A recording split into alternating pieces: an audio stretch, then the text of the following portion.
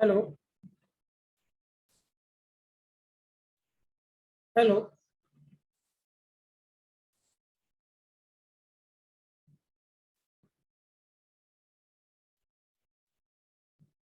आवाज आ रही है आपको?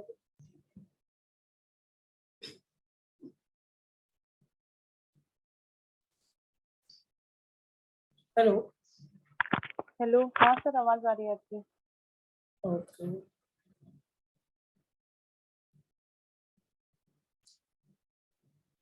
चलो, कल हमने गेस्टाइटिस का स्टार्टिंग पॉइंट पढ़ लिया था।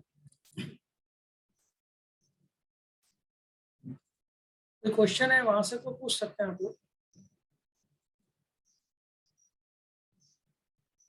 कोई भी।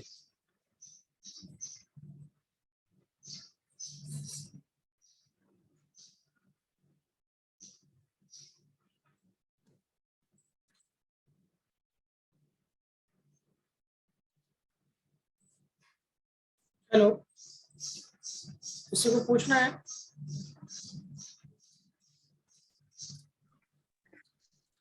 Hello sir, good morning. Good morning. Good morning. Sir वो अपना ऐप में एक्सपायरी दिखा रहा है सर, वो रिकॉर्डिंग और अपलोड वो हम लोग को कब मिलेगा सर? वो कौन सी वाली रिकॉर्डिंग सर? ऑल रिकॉर्डिंग सब एक्सपायर्ड दिखला रहा है। वो कोई कहीं भी नहीं, पुराना रिकॉर्ड वगैरह मैंने बैकअप में मैंने सुनने के लिए ठीक रहता था, जैसे ये आजकल का जो ऑलरेडी रिकॉर्डिंग पड़ी हो हुई रहा है है। उसमें रिकॉर्डिंग तो।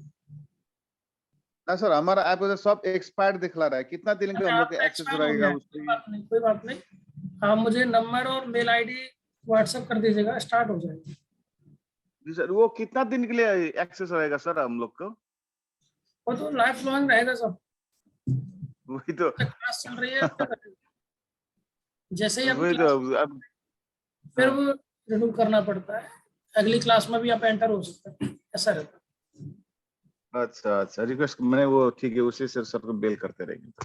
है। नहीं नहीं नहीं, उसमें है रहेगा। आप मुझे मेल कर दीजिएगा नंबर, और वो चल जाएगा, कोई इशू नहीं। ठीक है सर। ठीक है सर। और तो ठीक है हम सर। लोग बात कर रहे थे गेस्टाइटिस की। मैं फिर से रिवाइज करा रहा हूँ आपको। किसी भी इन्फ्लामेशन होने के लिए जो बेसिक कंसेप्ट है वो यही है, जो भी हम गेस्टाइटिस में पढ़ रहे हैं। किसी भी इन्फ्लामेशन होने के लिए, ठीक है ना? आपको आवाज तो प्रॉपर आती है ना मेरी? या पर मैं और कुछ लीड बीट लगाऊं? हेलो। हाँ, गुड मॉर्निंग सर। आती है आवाज? बढ़िया आती। ठीक है, वरना मुझे एक्स्ट्रा लीड लगानी पड़ेगी। मुझे लग रहा है कि प्रॉपर पहुंच रही है, तो फिर रहने दो। Yes sir. ठीक। अभी सिस्टम का ही हम यूज करते हैं, अलग से नहीं लगाते। अलग अलग अलग तो एक्स्ट्रा होगा। चलिए, तो कोई भी डिसीज होने के लिए, कोई भी इन्फ्लामेशन होने के लिए, कहीं भी डिस्टरबेंस होने के लिए, ये जो कंसेप्ट आपके सामने दिख रहा है गेस्टाइटिस का, वही लगता है लॉ। यहाँ एग्जाम्पल लिया है हमने गेस्टाइटिस का।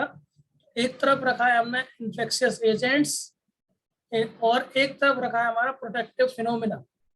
हमारी जो बॉडी है, उसके अंदर जो इम्यून सिस्टम है, जो बॉडी का डिफेंस मैकेनिज्म है, वो against the various kind of infectious agents, यानी हमारी बॉडी को कई तरीके से रेगुलर रोजमर्रा की जिंदगी में हर चीज अफेक्ट कर रही है।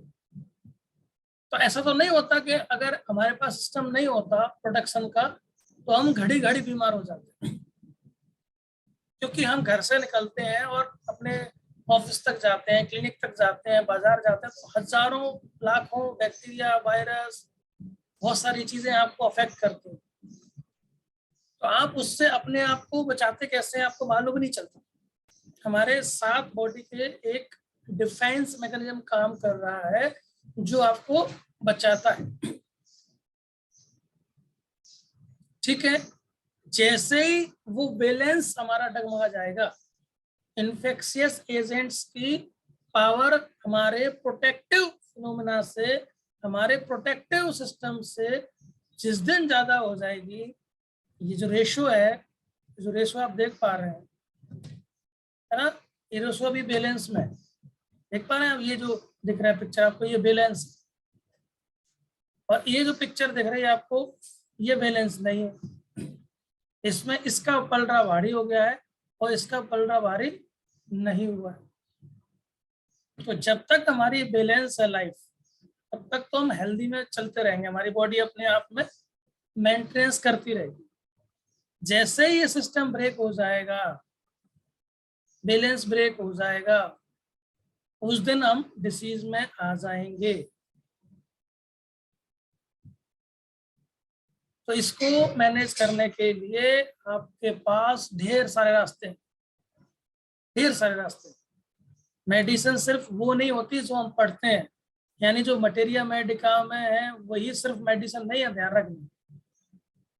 मेडिसिन की डेफिनेशन आप अच्छे से पढ़ना, वो हर चीज मेडिसिन है जो आपको हेल्दी बनाए रखने के लिए रिस्पॉन्सिबल होती है। वो हर चीज मेडिसिन है जो आपको क्योर करने के लिए रिस्पॉन्सिबल है।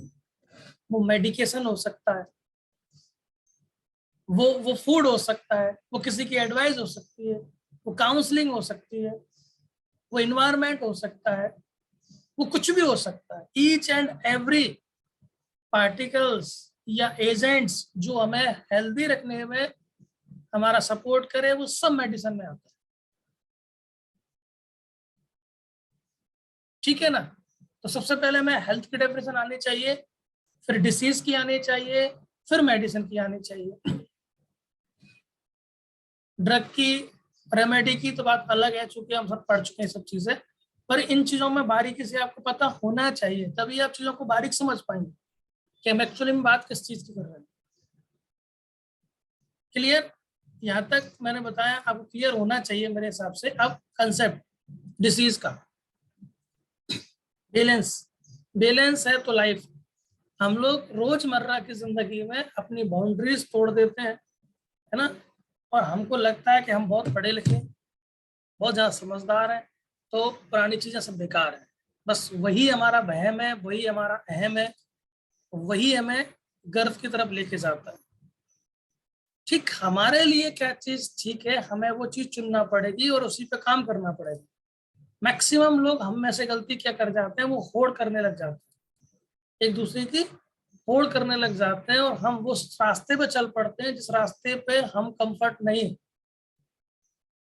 तो वहां जो रिजल्ट्स मिलेंगे वो आपके लिए ठीक नहीं होंगे। सक्सेस का मीनिंग सबके लिए अलग अलग है।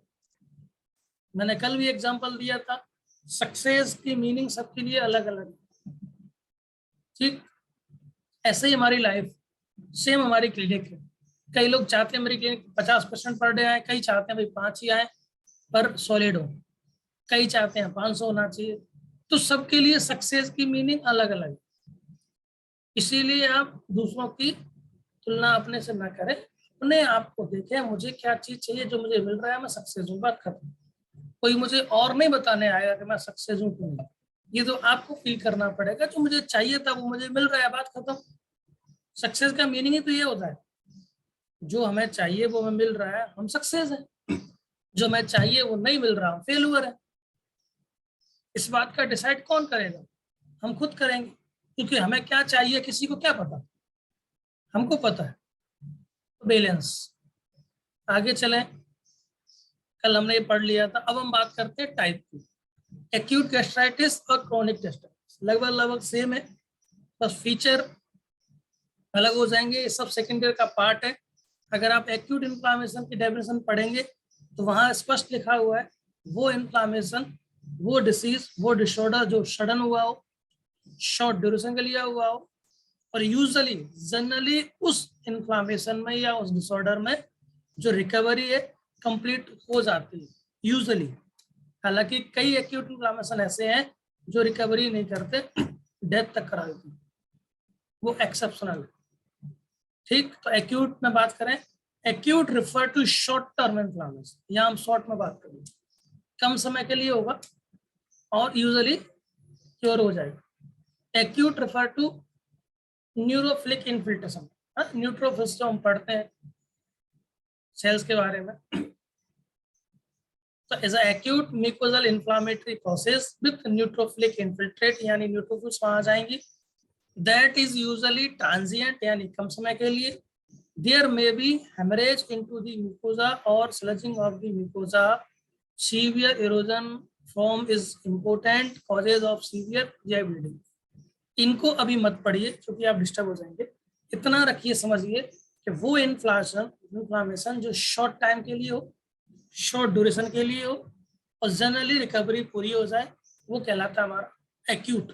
एक्यूट गैस्ट्राइटिस भी होने वाली है। अब बात करते हैं कि वो कौन से फैक्टर हैं जो एक्यूट गैस्ट्राइटिस करेंगे। Frequently associated with amongst other, जैसे कि NSAID, अंडरलाइन कर लो इनको, जो लोग एलोपैथी प्रैक्टिस करते हैं वो ढंग से समझ लें। Non steroidal anti inflammatory drugs जो आप दे रहे हैं वो एक सीमित मात्रा तक ही हमारी बॉडी में जाना चाहिए।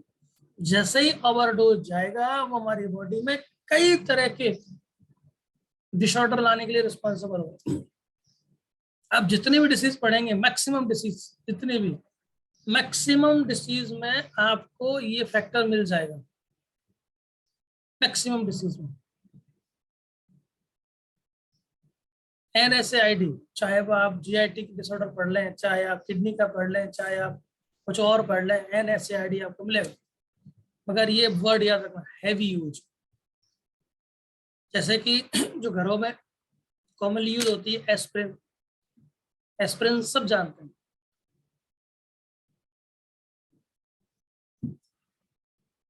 होती नहीं होती घरों में एस्प्रिन कॉमनली, कॉम्बिफ्लैम, डोलो 650। आज ऐसा कौन सा डॉक्टर है जो डोलो का नाम नहीं जानता? आपको मालूम है क्यों जानते हैं हम डोलो का नाम? हेलो, जितने लोग प्रैक्टिस कर रहे हैं सब मैक्सिमम लोग डोलो का नाम जानते हो, जानते हैं डोलो?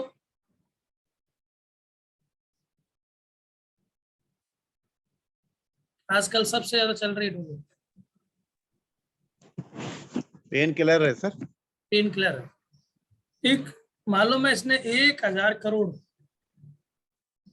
रुपए सिर्फ डॉक्टरों पर खर्च किया है इस कंपनी ने। रिश्वत दी है, रिश्वत 1000 करोड़।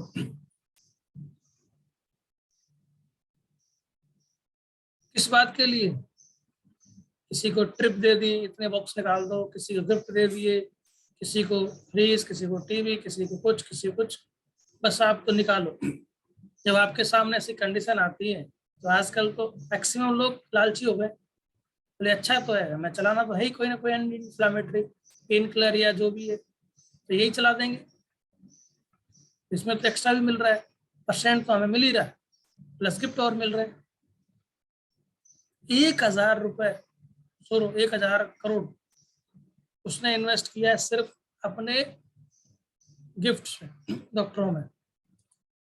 इसलिए सबसे ज्यादा अभी मार्केट में आपको अवेलेबल मिलेगी डोलो। ऐसे ही फॉल्स परसेप्शन बोला जाता है, मैंने कई बार इस बात का जिक्र किया है कि हमारे सामने विकल्प शॉर्ट कर दिए जाते हैं और ऐसी परिस्थितियां क्रिएट कर दी जाती है कि आपके पास सिर्फ वही एकमात्र विकल्प दिखे हर एंगल से, और आप अपने आप को ना कर पाए तो बोले गलत क्या है इसको यूज करने में, करना तो है ही। फॉर एग्जाम्पल जियो का एग्जाम्पल आप ले लें। हमारी जो गवर्नमेंट्स कंपनी थी तो कौन सी थी? सिम, याद है किसी को?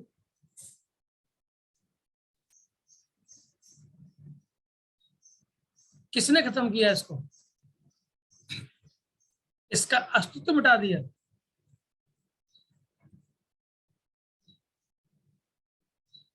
समझ रहे हैं आप? कमाल की बात देखिए, जब जियो की ओपनिंग हुई थी, लॉन्चिंग हुई थी, तो हमारे PM सर ने उसको लॉन्च किया। इससे बड़ा दुर्भाग्य और क्या हो सकता है कि हमारी खुद की गवर्नमेंट कंपनी को डुबाने का काम हमारे खुद के PM कर रहे हैं।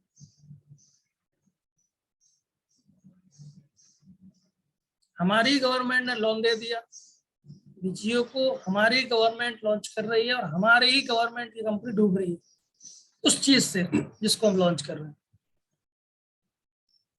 घाटा दिखा के बंद कर दिया, बात खत्म, क्योंकि हमारा प्रॉफिट किसी और को देना था। तो ये बात अंध भक्तों में कहें या अन्य जो लोग हैं वो समझ नहीं आएगी, क्योंकि उनको दिमाग में एक फितूर डाल दिया गया है तो फतूर है धर्म का।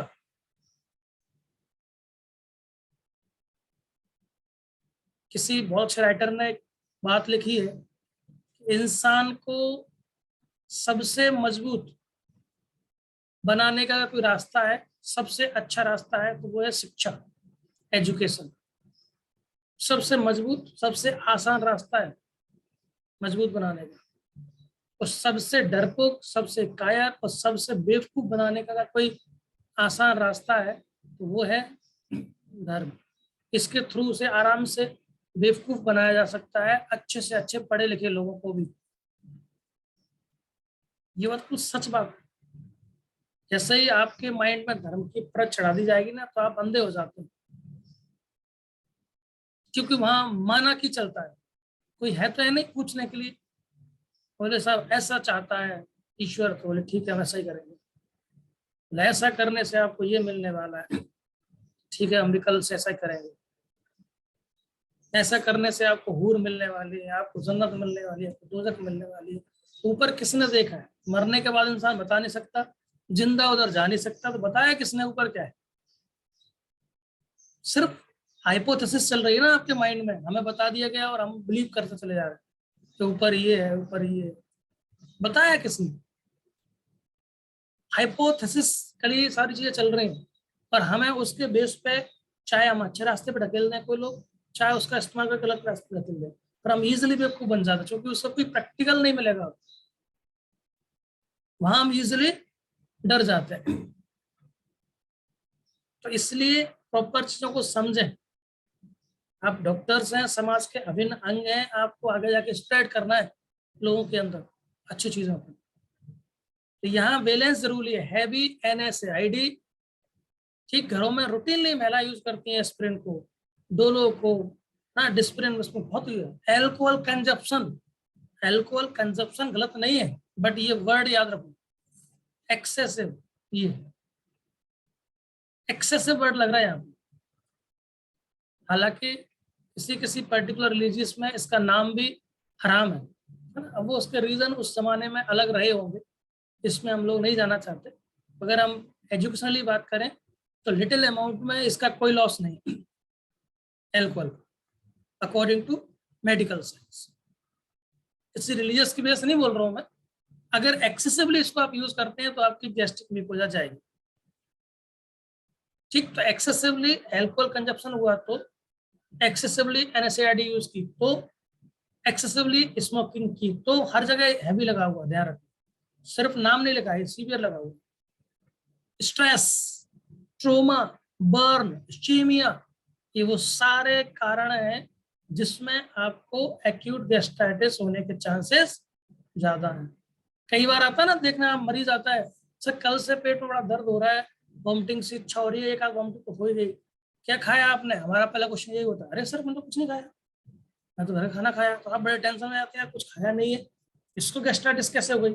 हो सकता है वो इससे इससे गुजरा हो, उस रात उसको कोई एक्यूट स्ट्रेस हुआ हो, सीवियर हुआ हो।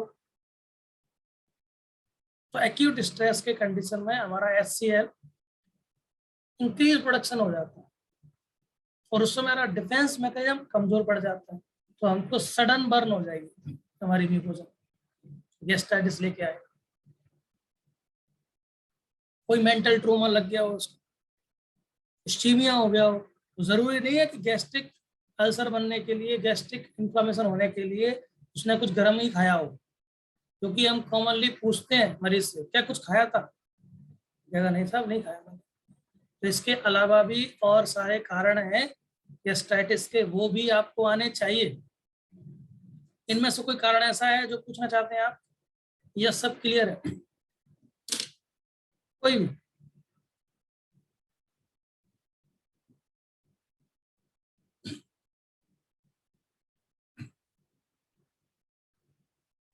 हेलो, किसी का भी कोई भी कॉज में कुछ समझ नहीं आया हो, प्लीज कंफर्म कर लीजिएगा। अभी हम यही हैं, ये क्लियर है सारे कॉज?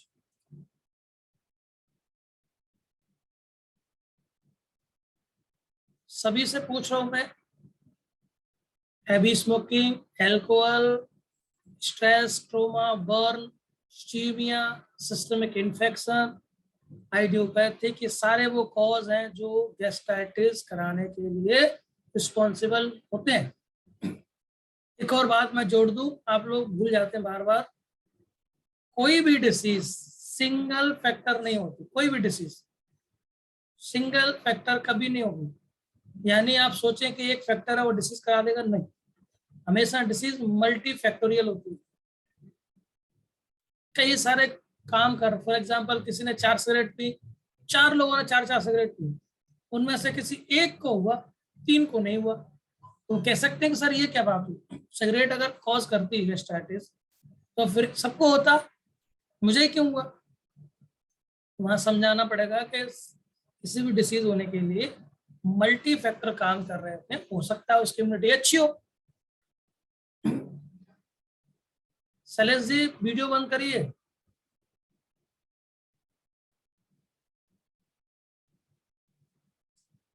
ठीक, आगे पढ़िए।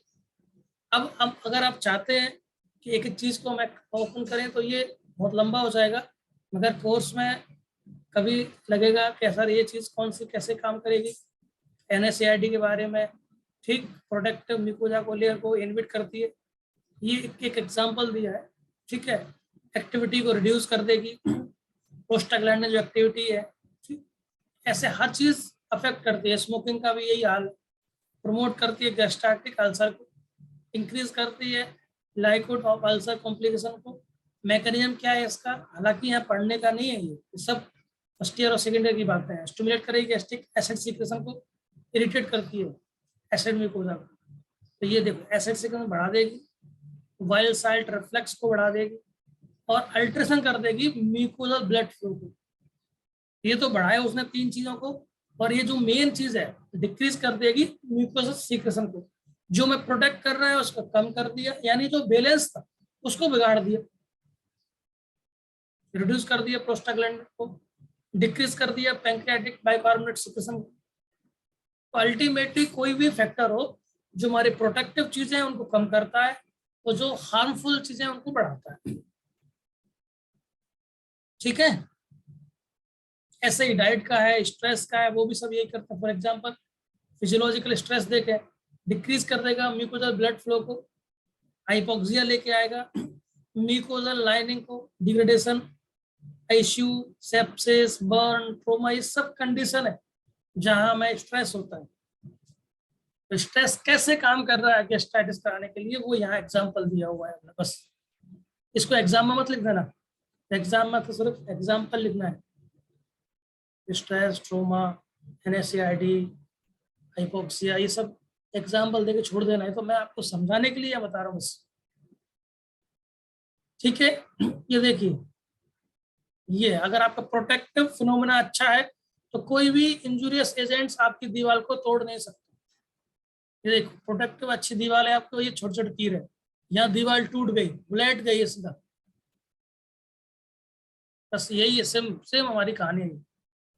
ये चित्र के थ्रू आपको बताया गया कैसे हमारे ब्रेक होता है। एक और एग्जाम्पल है जिसमें आप समझें, जितना भी अब तक हमने पढ़ा है सारे फैक्टर, ऑल अबव फैक्टर, यानी जितने हमने अब तक पढ़े हैं वो करेंगे क्या, कॉमनली बात बता रहे हैं, एसिड सीक्रेशन, ठीक, को बढ़ा देंगे, जो हमारा प्रोटेक्टिव है उसको घटा देंगे, यानी बाइकार्बोनेट बफर को घटा देंगे। फिजियोलॉजी में जाइएगा, इसको पढ़िएगा आज ही, बाइकार्बोनेट बफर क्या होते हैं, कैसे काम करते हैं और क्या काम करते हैं, तब जाके ये चीज समझ आएगी आपको। यहाँ ये चीज पढ़ाने का नहीं है, फोर्थ ईयर चल रहा है। तो ये बढ़ाया एसिड सीक्रेशन को, इसको घटाया, इससे होगा क्या, इससे रिजल्ट निकलेगा ब्लड फ्लो कम हुआ, यानी हाइपोक्सिया कंडीशन आएगी। फिर क्या होगा, ब्लड ही तो मेन है हमारा, ब्लड के अंदर सब चीज घूम रही है, हमारी हर चीज की नीड जो है ब्लड के अंदर ही तो पूरा हो रहा है। तो जैसे ही हमारी प्रोटेक्टिव लेयर थी, यानी म्यूकोसा जो लेयर थी, वो डिसरप्ट हो जाएगी, टूट जाएगी, और हमको इंजरी हो जाएगी, और हमको डिसऑर्डर हो जाएगा एक्यूट गैस्ट्राइटिस। इससे ज्यादा डिटेल, इससे सरल भाषा में मैं आपको नहीं समझा सकता, इतने में आपको समझना ही होगा। फिर भी ये कुछ समझ में नहीं आया तो मुझे बताइए, मैं फिर से एक्सप्लेन करता हूँ। पर ये इजी वे है सबसे ज्यादा। आपको फिगर दिखा दिए, आपको पढ़ के सुना दिया, आपको स्ट्रक्चर बता दिए, अब भी अगर समझ नहीं आ रहा है तो फिर बहुत बड़ी गड़बड़ है। क्लियर हुआ कि नहीं हुआ? हो गया सर। हो गया? Yes sir. रफीकुल्ला जी कुछ पूछना चाहते हैं?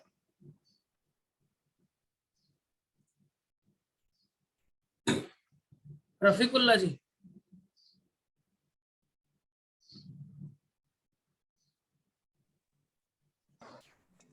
हेलो और जी सर आजकल की लाइफ में स्ट्रेस तो सभी जगह है नो डाउट, तो बिल्कुल उसका है, इसका इसमें मतलब कोई दोहराए नहीं है। सभी मगर का यही एक्सपोजर है। जिंदगी है सर, यही जिंदगी है। हमें विपरीत परिस्थितियों में भी जितना पॉसिबल हो उतना अपने आप को पॉजिटिव बनाए रखना है। स्ट्रेस तो है ही, नो डाउट है, बट 80% स्ट्रेस हमारा क्रिएट किया हुआ है, अपना रोग है। 80% स्ट्रेस हमारा क्रिएट किया हुआ है। हम थोड़ा सा संगत करना भूल गए हैं, अपने दोस्त यारों की, अच्छे लोगों की, किताबों की संगत, लक्ष्य करना भूल गए हैं। फॉर एग्जाम्पल, हम 8 दिन काम करते चले जाते हैं। एक डे आपके पास होना चाहिए जिसमें आप अपने आप को एनालिसिस कर सकें, फैमिली के साथ टाइम एक्सपेंड कर सकें या आप दोस्तों के साथ कर सकें। वो बहुत बड़ा रोल प्ले करता है। 2-4-6 महीने में बाहर जाना चाहिए हमको, जिससे कि नए कल्चर जानते हैं, रिफ्रेश होते हैं, चीजें पढ़ते हैं। हम लोग गलती क्या करते हैं, हम लगातार काम करते चले जाते हैं विदाउट एनी सेल्फ एनालिसिस। तो स्ट्रेस बढ़ता चला जाता है, बढ़ता जाता है, एक से एक चीज और चीज ऐड होती चली जाती है। एडवाइस लेनी चाहिए। तो बहुत सारे तरीके हैं रिलैक्स होने के, वरना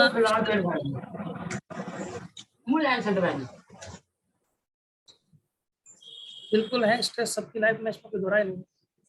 अगर कोशिश की जाए तो काफी हद तक रिलैक्स हो सकते हैं, काफी। हालांकि न्यूट्रलाइज नहीं होंगे फिर तो जिंदगी खत्म हो जाएगी, चैलेंजिंग तो है ही।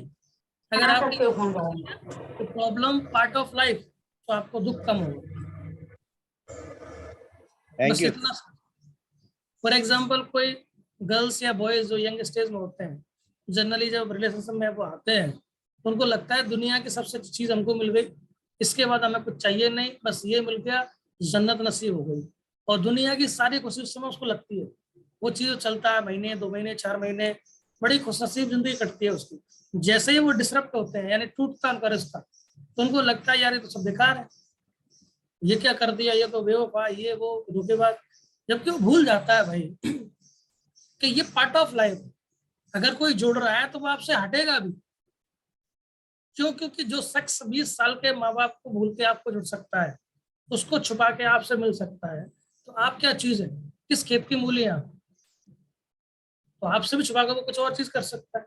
ये तो उसके नेचर में ही है। जो आदमी जिसने 20-25 साल पाला उसको, उसको धोखा दे के, इसको भूल के या उसको बिना बताए आपसे मिल सकता है या कुछ भी एक्टिविटी आपके साथ कर सकता है, तो वो आपको नहीं छोड़ सकता। ये हमें उस समय मैच्योरिटी नहीं होती, तो हम लोग एक्सपेक्टेशन बहुत बड़ी कर जाते हैं कि नहीं नहीं ये बंदा ऐसा नहीं। जब वो परिस्थिति हमारी लाइफ में होती है तो हम मेच्योर होते हैं, हमको एक्सपीरियंस होते हैं लाइफ के, तो फिर धीमे धीमे हम समझ लग जाते हैं पार्ट ऑफ लाइफ। तो कोई भी चीज अगर आप लेके आते हैं या लेके जाते हैं या साथ में चलते हैं, तो उसके 2 पहलू होते हैं। फॉर एग्जाम्पल, अगर मैं लैपटॉप लिया हुआ है, बढ़िया चल रहा है, तो एक दिन ऐसा भी आएगा जब लैपटॉप में प्रॉब्लम आएगी। उस दिन मुझे गुस्सा आएगी, यार ये तो बढ़िया लैपटॉप था, 55,000 रुपये मैंने खर्च किए, बढ़िया चलता था, ये खराब कैसे हो गया? मुझे गुस्सा कब आएगी? जब मुझे ये पता नहीं होगा कि ये भी खराब हो सकता है। जब मुझे पहले से ही मालूम है कि कोई भी चीज है उसका एक पहलू ये भी है कि आज अगर ये अच्छा है तो कल ये खराब भी होगा। अगर मेरी आज क्लिनिक अच्छी चल रही है तो एक टाइम ऐसा भी आएगा जब डिक्लाइन फेज आएगा, मुझे कोई रिप्लेस करेगा, तो उससे मुझे कम कष्ट होगा। ये हमारी मेच्योरिटी को दर्शाता है, स्ट्रेस को कम करेगा। कोई अगर टॉप पे है तो कल वो नीचे भी आएगा। जनरली लोग टूट जाते हैं, कई लोग आराम से मान लेते हैं, हाँ भाई ठीक है, हमारा टाइम था, हमने खूब इंजॉय किया, अब आपका टाइम। फॉर एग्जाम्पल, धोनी को आप पढ़िएगा, धोनी जब तक रहा शीर्ष पर रहा कैप्टनसी के मामले में, जबरदस्त कैप्टनसी की उसने, पर उसको भी ये बात मालूम थी कि एक दिन मुझे भी कोई रिप्लेस करेगा और मुझे जाना पड़ेगा, तो उसने ज्यादा कुछ किया ही नहीं। उसे मैनेजमेंट ने नहीं बोला, वो अपनी मर्जी से ही संन्यास लेके चला गया, जबकि वो भी खेल सकता था। कई लोग होते हैं उन्हें मालूम है कि नहीं, बस मुझे अंदर से फील हुआ मैंने कैप्टन छोड़ दी, मुझे अंदर से फील हुआ मैंने संन्यास ले लिया, बात खत्म। मुझे कोई क्यों बोलेगा कि आप तुम संन्यास लो या कब, मैं जानता हूँ कि मुझे क्या करना है। ऐसे लोग कम परेशान होते हैं। और जो लोग जबरदस्ती टीम में बने हुए हैं, निकाल रहा है, लड़ रहे हैं, झगड़ रहे हैं, स्टेटमेंट दे रहे हैं, मेरे साथ ये कर दिया, मेरे साथ वो कर दिया, जैसे कोहली ने करा, तो वो लोग टूट जाते हैं। कोहली ने स्टेटमेंट दिया कि साहब मुझे बीसीसीआई ने पूछा ही नहीं, मेरी राय नहीं ली। तुम कोई प्रधानमंत्री हो, बीसीसीआई बॉस है, जिसको चाहे हटा सकता है, जिसको चाहे ला सकता है। तुम्हें इतने की ड्यूटी दी, तुम्हें ड्यूटी करना है, बात खत्म। तुमने भी तो वही किया था, तुमने कुंबले को रिफ्रेश कर दिया, तो तुमने जो किया तुम्हें भी तैयार रहना पड़ेगा कि मेरे साथ ऐसा होगा, नेचर है वो। तो मैं कुछ समझाना चाह रहा हूँ कि कई सारे स्ट्रेस तो ऐसे हैं जिन्हें हम अपने साथ लेके चलते हैं जबरदस्ती। कुछ चीजें तो आपको रिलैक्स करना आना चाहिए। फॉर एग्जाम्पल, कई लोग मैंने देखा है घर के पूरे काम खुद ही करते हैं, मतलब वो बिलीव ही नहीं कर सकते कि हमारा पार्टनर, हमारी लाइफ पार्टनर, हमारी वाइफ कुछ काम भी कर सकते हैं। नहीं नहीं नहीं, ये तो मैं ही करूंगा। छोटे छोटे बच्चों को मैंने देखा है, 10वीं क्लास का बच्चा है, उसकी माँ उसके पिताजी बैग टांग के खड़े हुए। समझ से पर एक बच्चा 12 साल का है, 15 साल का है, बैग तो टांग ही सकता है वो, उसको इतना पायस क्यों बना रहे हो? उनको लगता है ऐसा करके हम अच्छा कर रहे हैं, नहीं कर रहे अच्छा। छोड़ना पड़ेगा आप उसको, उसको सिखाना पड़ेगा, उसको रिस्पॉन्सिबिलिटी देना पड़ेगी। कई बार गलती भी होगी, कई बार सक्सेस भी होगा, पार्ट ऑफ लाइफ। जरूरी थोड़ी सी कि हमारे हर बार चीजें बेहतर ही कर लेंगे, पर वो मेच्योरिटी आएगी उसके अंदर से।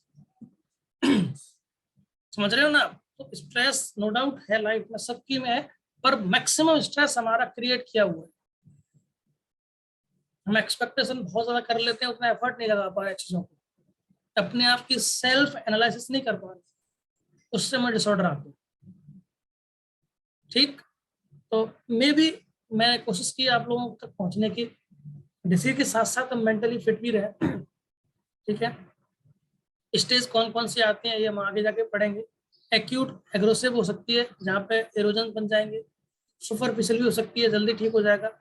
स्टार्टिंग में ऊपर की लेयर खराब हुई हो, 2-3 दिन में ठीक हो जाएगा। अगर जहाँ तक लेयर पहुंच गई और टूट गया तो वहाँ पे अल्सर बन जाएंगे। ये सब डिटेल पढ़ने की चीजें। ये देखो, ये सुपरफिशियल है, ये डिटेल है, और अंदर तक इन्फ्लामेशन होगी, ये सब डिटेल वाली बात है।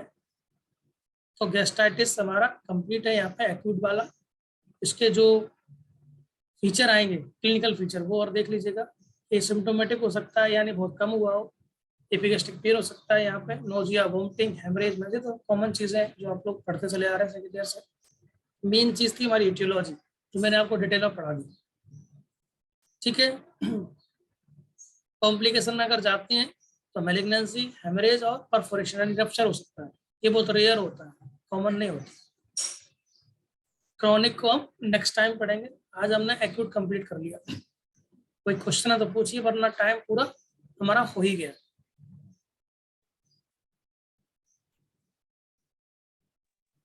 Thank you sir.